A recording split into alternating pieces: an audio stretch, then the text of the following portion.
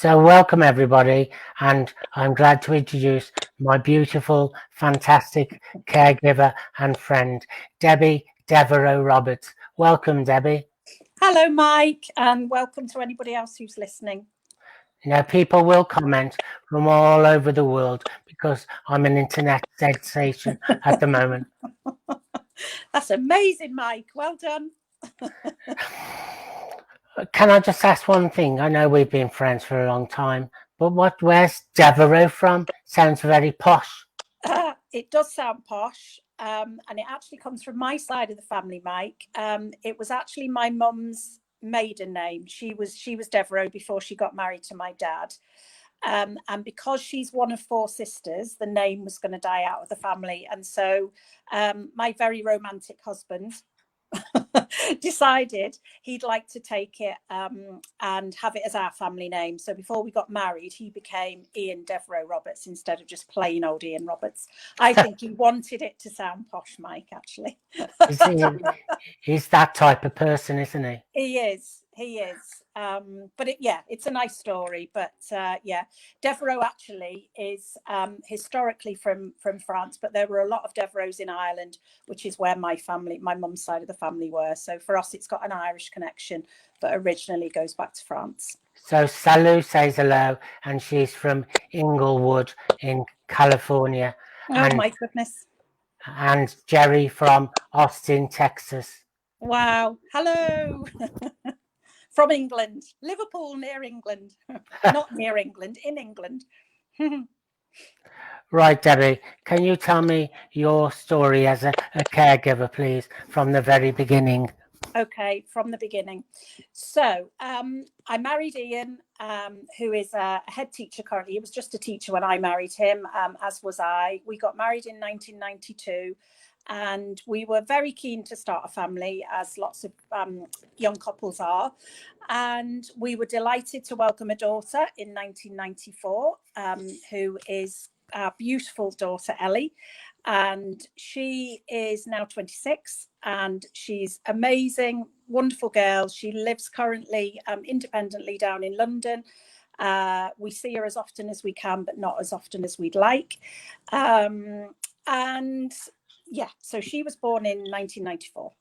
So we decided to have another baby. And in 1997, we were blessed with another daughter, Meg. And the pregnancy and everything was just normal, like it had been with Ellie. I didn't have any concerns. No doctor that I saw through my pregnancy had any concerns. But within 16 hours, I think it was, from memory, of Meg being born, a doctor picked up that there was something wrong with her eyes. So on further investigations, it was seen to be cataracts in both eyes. So that was pretty devastating because I'd never heard of cataracts in babies. And it quickly followed that she was going to need an operation to remove those cataracts, because if they'd have stayed in place, she would have been completely blind. Yeah. So she had cataract surgery at 7 days old on one eye, and then at 11 days old she had the other cataract removed.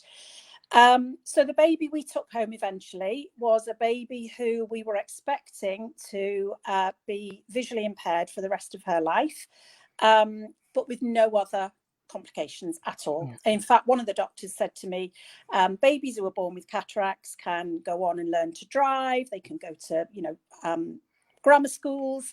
They can lead very successful, normal lives. She will just be visually impaired. Yeah. But that was the baby we took home, Mike. And were delighted with her, although it was upsetting that there was this problem with her eyes. We sort of threw ourselves into it with all the routines that needed to be done, all her eye drops. And they told us that she would wear contact lenses. And from 3 weeks old, she wore contact lenses in both eyes. So that involved us getting in to learn how to put contact lenses in a very tiny baby, which wasn't easy, but we did it somehow. And she still wears them to this day, which is pretty amazing because she's now 23. So as Meg started to grow, all I was seeing was medical professionals related to eyes, because that was the only concern for Meg. But deep down, I had a little concern that there was a little bit more involved with Meg, that it wasn't just an eye problem, that there were some issues around her development. So every appointment I went to, I mentioned this to the doctors, and I think in the end they thought I was just being a bit paranoid, and they kept trying to say to me, it's only her eyes. That will slow her development down a little bit, so just be patient. But we got to about 10 months old, and I broke down in one of the eye appointments and said, look, nobody's listening to me. This is more than just an eye problem. So she started to have some further investigations and MRI brain scans, etc., etc. Everything came back normal. So everybody was a little bit not sure really how to advise us. And she started to get a little bit of input from physiotherapists, because her sort of development was slow physically as well as mentally. During this time, we started to think about having another baby. We had said we would only have 2 children. But because I had this niggle that maybe Meg was going to have some sort of lifetime issues, we decided that it would be nice for Ellie to have a sibling to share this journey with in sort of adult life, really. So it was a very conscious decision that we took to have Harry. And we did talk to some genetic people who said to us that they felt pretty sure that Meg's disabilities were 2 separate conditions, that her possible learning disability was one, her eyes were another. And they were pretty convinced that the only genetic part of it would be the cataracts. So they said to us, if you're prepared to go ahead with a pregnancy that might end up with another baby with just cataracts, then off you go, sort of thing. So we said, well, the cataract side of things is the easy part of all this. So let's go ahead. And Harry was born in 1999. And yes, he was born with the cataracts.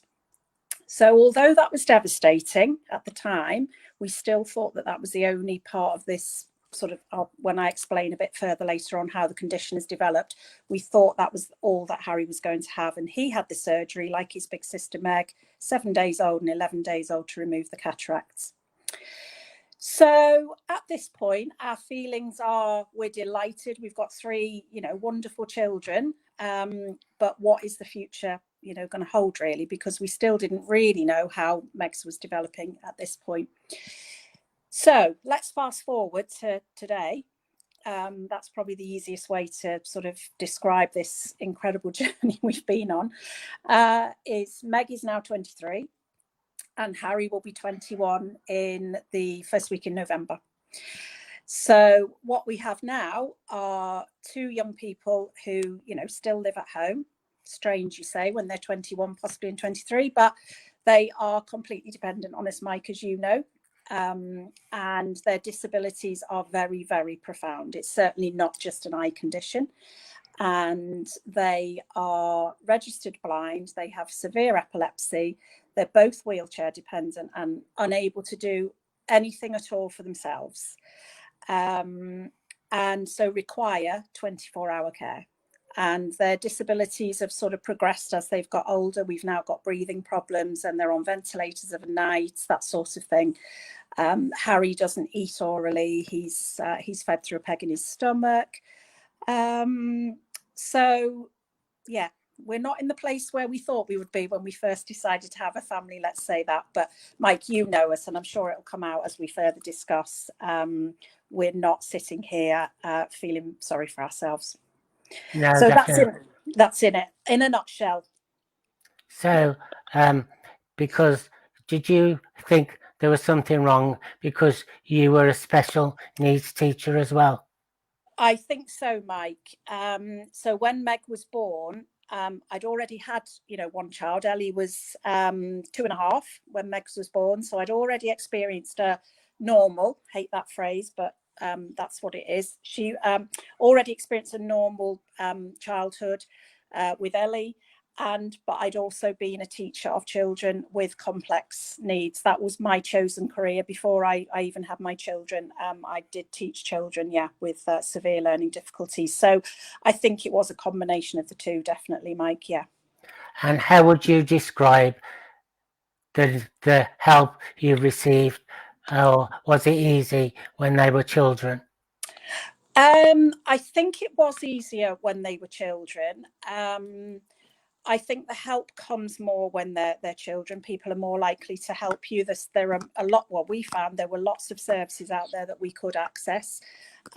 Life generally was a lot easier when they were children because of even just their physical size, Mike. You know, just being able to, I mean, we used to come away on holiday, didn't we, with them? You know, we bundle them in the car like you would any sort of toddler or young child.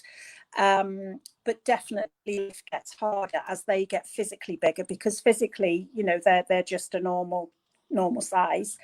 And it's a horrible way to say it, but like when they're children, they still look cute. People still expect them to be in a buggy or, you know, a pram or something. And obviously, you know, as they get bigger and they're still being pushed around in a large buggy or a wheelchair, it's harder to manage, really. Yeah.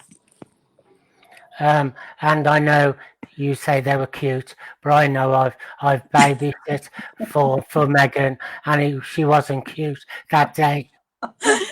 I know she, you know, despite all her disabilities, and I could sit here all afternoon and describe all the things she can't do, and all the things she'll never be able to do and never be able to achieve. But despite all of that, she has got such a strong, incredible personality, and she is, let me pick 3 words to describe her: mischievous, wicked, and wild. And feisty. I'll have 4. And feisty. Yeah, I love it a bit, Sam Meg. Yeah. Even though I've got a picture of her grabbing my hair the last time I came. She loves hair, so if you get too close, Meg can look very cute and very innocent, but if you don't know her and get too close to her, she'll have a chunk out of you, whether it be your hair or a nibble of your arm or something. She's very mischievous. So do you have carers to help?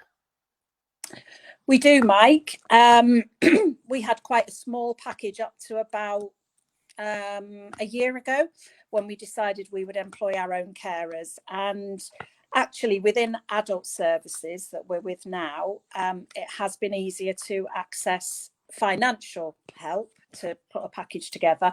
They don't always provide the carers, but they will provide you, because Meg and Harry get their own money in their own right now. You get money thrown at you, really, but sometimes it's harder finding the actual carers to do it. But yeah, we do have a team of carers. Well, actually, sort of 3, really. 3. We have one lady who does some nights for us, because Meg and Harry are on ventilators throughout the night. There needs to be somebody awake, really, just keeping an eye on them and, you know, checking their ventilators and stuff. And then we have 2 ladies who support us in the day. I mean, at the moment, it's a bit different with all the coronavirus around. We're spending a lot more time at home, so the carers are supporting us at home. But under normal circumstances, Meg and Harry do go to a daycare provision over in Liverpool, sort of 9 in the morning till about 3 in the afternoon, and the carers go there with them and support them there as well. So, plus we have our local children's hospice, which offers us some respite, not a lot, but some respite as well. So how have you found these unprecedented times with COVID? Yeah, I'll be absolutely honest, Mike. It's been hard and extremely challenging. But I think we've tried to make it as positive and as an enjoyable experience as possible, because Meg and Harry have no awareness of what is going on. And we really didn't want it to be a negative experience for them, because where they used to go for their day services is an amazing, positive, fun, exciting place to be, and we didn't want them to lose out on that. So we had to try and recreate all those sort of activities at home. So helped with the carers, we have been able to do that, but physically and mentally on us as parents, and you know, they're ultimately their main carers, it has been It has been hard, and I think what's hard now is we haven't got an end in sight, have we, Mike? It's still very much ongoing, and they are, both of them are in the extremely vulnerable category. So if they got it, it would be probably devastating consequences for them. So very challenging. And you were their advocates as well. Yeah, completely. So Meg and Harry I don't want to say they don't have a voice, because they do. We have to listen to them and try and interpret what their feelings are, but they actually don't have any verbal communication whatsoever. I was going to say, how can you say that? Meg has definitely got a voice. Yeah, she has definitely got a voice. She definitely does communicate, but not in the way that everybody can understand, shall we say. And also they don't have the mental capacity as well. So I always say to people, they're probably functioning round about the 6-month baby level. So they are very, very limited, which brings its own challenges, because once they hit adulthood, it meant that me and Ian as their parents, I don't know if it's the same in America, but me and Ian as their parents are no longer allowed to make decisions on their behalf completely on our own, because they have to be sure that we're not just making the decisions for our reasons and not Meg and Harry's reasons. So, I just remembered something. Did at one point at a meeting somebody say, why doesn't Meg go and get a job?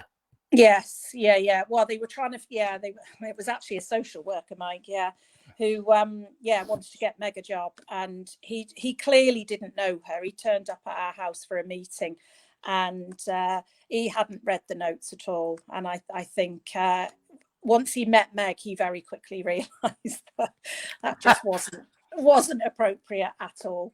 So we've had some interesting times with so-called professionals, shall I say? But I'll just welcome a few people. Deborah from, I don't know where Deborah's from, but I'm sure she'll tell me. And Joe Teague, who is from down the road, who will be joining me in a few weeks' time to tell her story. Hello to those. So, Debbie, what makes you a special caregiver, please? That's a horrible question, Mike, because you know what I'm going to say. I don't think of myself as being a special caregiver. Yes, I am a caregiver, have to be. I don't really have a choice with that. All I do is I see myself as just a mum looking after my children. And I try and do that every day to the best of my ability, and with as much love and as much patience and understanding as I can. But that is hard some days, because some days, you physically feel tired, you physically feel a bit down, you physically want to think about yourself a bit more than you should, but they always have to be first, and they always have to, their needs have to be met first. But yeah, I just think of myself completely as just a mum looking after my children. So Naomi from America says she's her husband's sole carer and has no help. That's tough, because I'm sitting here today thinking I wouldn't even be able to do this call with you, Mike, today without my care, one of my carers downstairs looking after Meg and Harry, because their needs are there all the time. It's it's not just 10 minutes in the morning and then 10 minutes to get them ready for bed. It is constant all day. There is something needs doing, and that might be the situation you're in, Naomi, as well, and that's hard. Everybody needs some help, because at the end of the day we are only one human being, and we only have one pair of hands, and it's just that little bit of support, just to, even if you still, like, sometimes I feel like in the day when I have the carer here with me, still feel like I'm doing a lot of the work, but I'm not here on my own with them. There's somebody here to just even talk to, or somebody to say, Deb, let me get you a cup of tea, or why don't you go and have a read of your book for half an hour? I'll watch Meg and Harry. It's just little things like that I find are so helpful. That brings me to my next question. What is me time, or do you make sure you have your time? I really try to, Mike, because I think it's really, really important. And I have in the last couple of years really begun to recognise in myself when I need it and when I'm missing that me time. When Meg and Harry were in their, their day provision, I used to be able to get that because they went out of the house for 5 days a week they used to leave the house at 8 and not come home till 4. And in that time I do have to do my shopping and keep the house tidy and all the chores that you need to do. And I also worked 2 days a week, but I always made time to meet some friends or just sit and have a coffee or read my book or go to my yoga. But the challenge for me currently at the minute with the coronavirus is I find I have very, very little time and I am really, really missing it. Really missing it. So Jerry says you're a strong woman. Oh, lots of people say that to me and I really, really don't feel strong. But I recognise that I probably am. It's a funny one, yeah. I don't feel strong some days, but I guess I have to be in the situation that I'm in. Yeah. Mm. And what inspires you generally? Apart from me. Apart from you. Do you know what inspires me?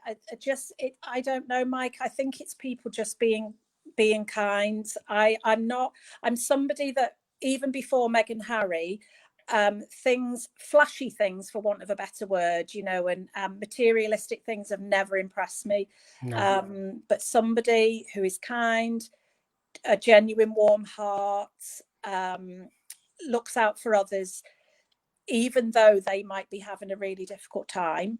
Those sort of things inspire me and keep me going. I know lots of other mums and dads who are in the same position as me or in worse situations than me, and yeah, they inspire me. But yeah, flashy material things, no, not my thing. That's probably a good idea because Ian wouldn't buy you diamonds, would he? No, he wouldn't. I might be lucky with a bottle of rosé from Marks and Spencer's. Asda. Yeah, Asda. Yeah, Asda. But I think what I love about you and Ian is that you still have a sense of humour, which I think is really important. Yeah. Apart from when you visit me when I came out of hospital and I got stuck on the sofa. Do you want to tell the story, Deb? So, yeah, bless him, Mike.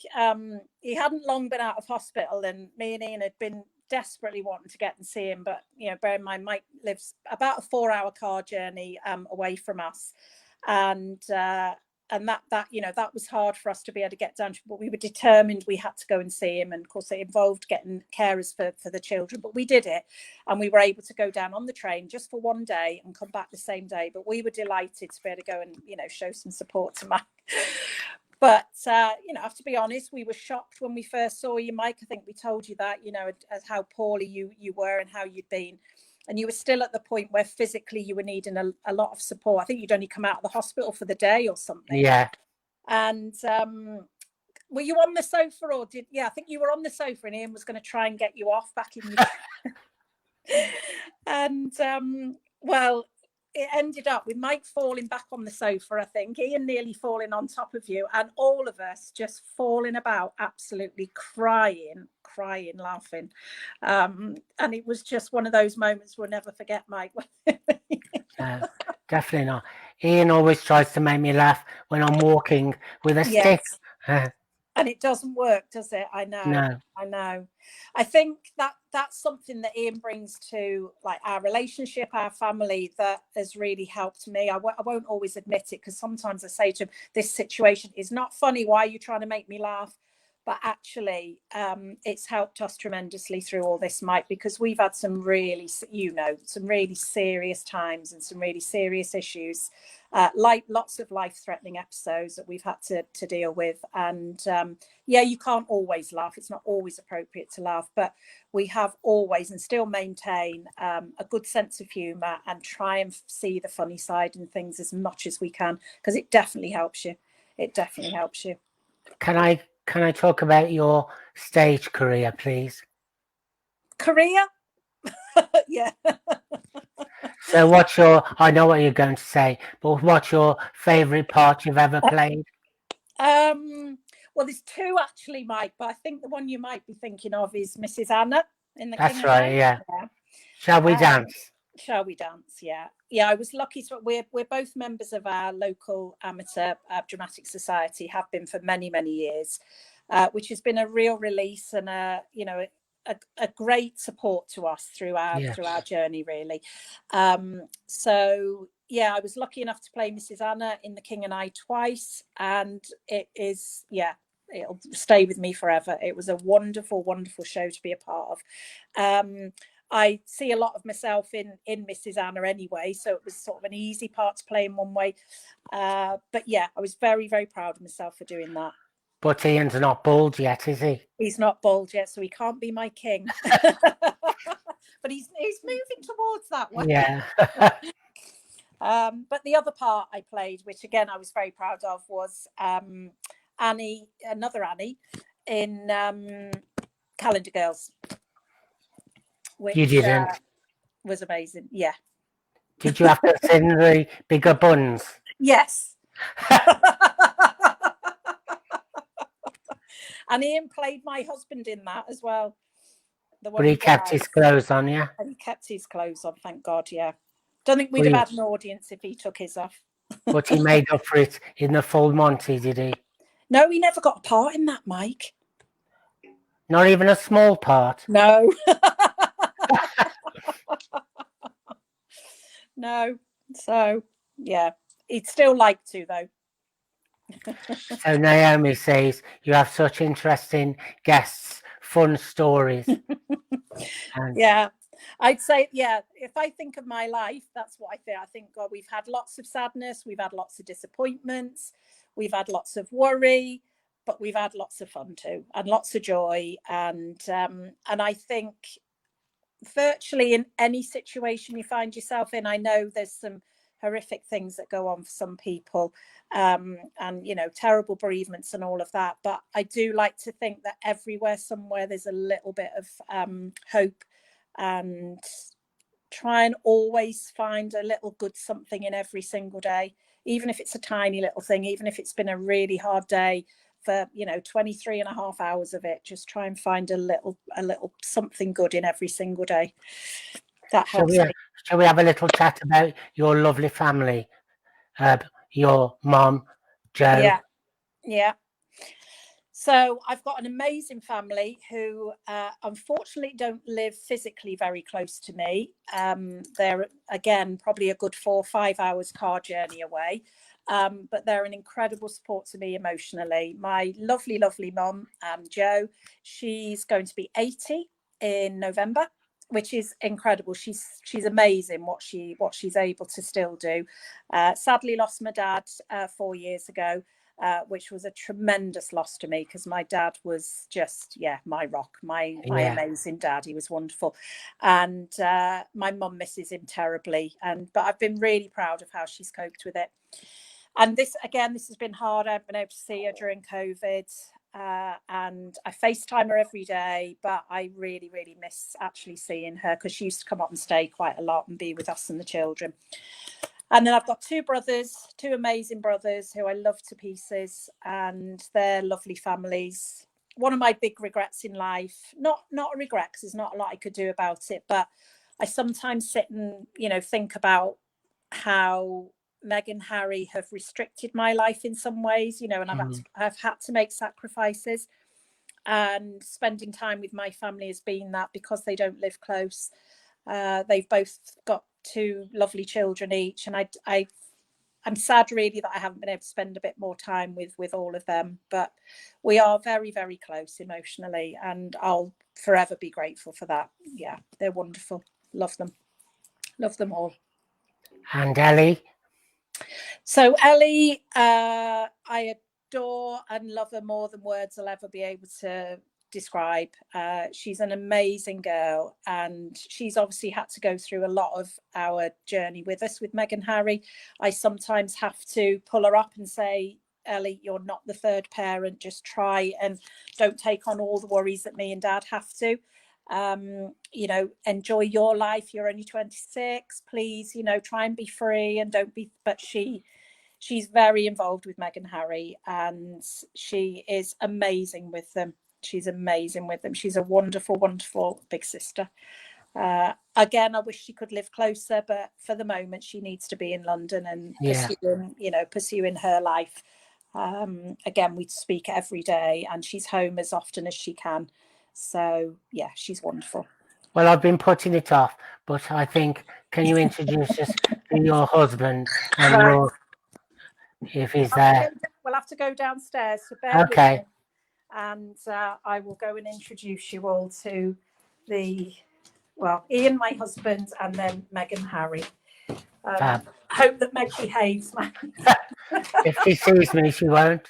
Yeah. Right. Who are we going to see first? Think it might be Meg. Meg, you going to say hello? Hi, Meg. Who's this? Hi, Meg. Michael. There's Mike. Hello. Say hello. Say hello. Bless her. Hi, Meg. Hi. Are you shaking your little toy? That's gorgeous. Is that gorgeous? See, that's a form of communication, isn't it? Yes. She's got a little toy that she likes to rattle.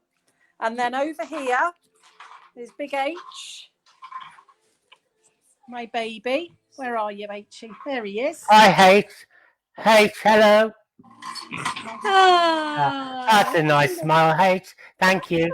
Smile. No, don't do that. Don't do that face. You have to say hello to everybody. And where's Hobby? Hello, Michael. Hello, mister. How are you? I'm good, thank you, young man. How are you? Welcome to my show. I'm very impressed. Very impressed. Are you the new Ricky Lake or something like that? Yeah. Yeah. So Serena says, hello, beautiful Meg. Oh, thank you. She is beautiful. Very beautiful. Takes after her father. He'll never change. He'll never change, Mike. He'll never change. I'll just ask the community, has anybody got any questions for Debbie or Ian, please? Just put it in the comments and I'll read them out. So Jerry says, lovely, beautiful family. Oh, thank you, Jerry. Thank you. Should we say hello to H again while we're waiting? Hi, hey. Hey. And Naomi Smith says, beautiful family. Oh, yeah, that's nice. That's a compliment. That's a compliment.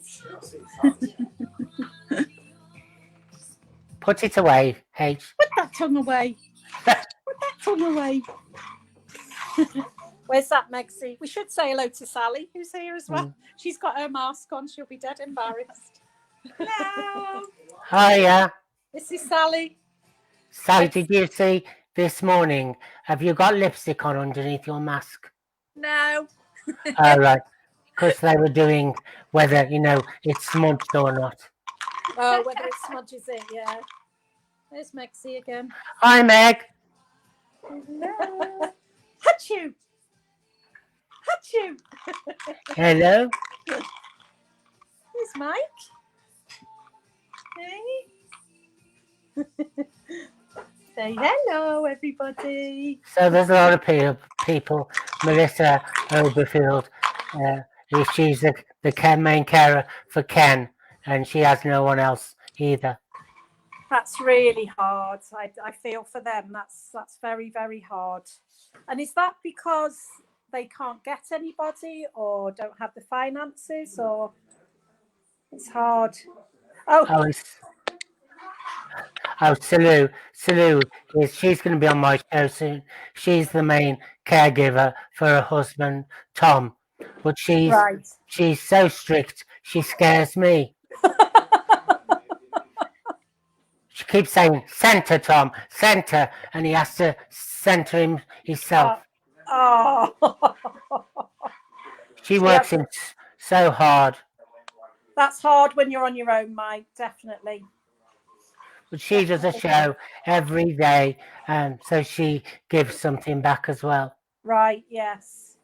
Yeah, that's good. Yes, you are scary, Sulu. Oh, nice. See, even Jerry says, poor Tom, her Poor husband. Tom. Oh. Yeah, it must be very difficult, Mike. But it's great, you know. We've got this community for stroke people, but to me, it's not just about stroke survivors. It's people that have been positive in my life and influenced me, and you and Ian and Meg and Harry have inspired me. So thank you very much. You're very welcome, Mike. I mean, equally, you know, you in the last, well, particularly the last 12 months have been a real inspiration, Mike. You know, your determination to better your life and improve your skills. And it's just lovely to see that, Mike, honestly, because, you know, I don't know what I'd be like if it was something like a disability that affected me myself. Mike, can I ask you, how come Jude's waited 4 years for a cup of tea? I know. Did you see one of the comments? I bet she's spitting feathers. I was going to say, God, that's a long time to wait for a cup of tea. And I thought, no, people will be offended by that or whatever. But yeah, she looked well on it though. So Jerry says, oh, you're awesome. And thank you, Debbie, for sharing. Oh, very welcome. I've enjoyed it. It's been lovely. Well, can I just say how much I love you all and I miss you terribly. But when I get my new car very soon, I'll be up there. You'll be up to see us, Mike. Doors So, always open, you know that. Even when you were knocking on my door at 5:30, 5:45 one morning, you frightened oh, the I life remember out of that. me. Yeah. Just give me a bit of warning. See, that's what I love. Even though I've had a stroke and brain damage, I've still got memories. Yeah, wonderful. So Salou says, thank you, Debbie and Mike. And thank you for listening, Salou, and all the best with looking after Tom. All the best. Thank you so much, Angel. Bye. You're welcome. Bye, Mike. Bye. Bye, Ian. Bye, H. Bye, Max. Bye. Bye. Bye. Bye. Oh. Bye. Bye.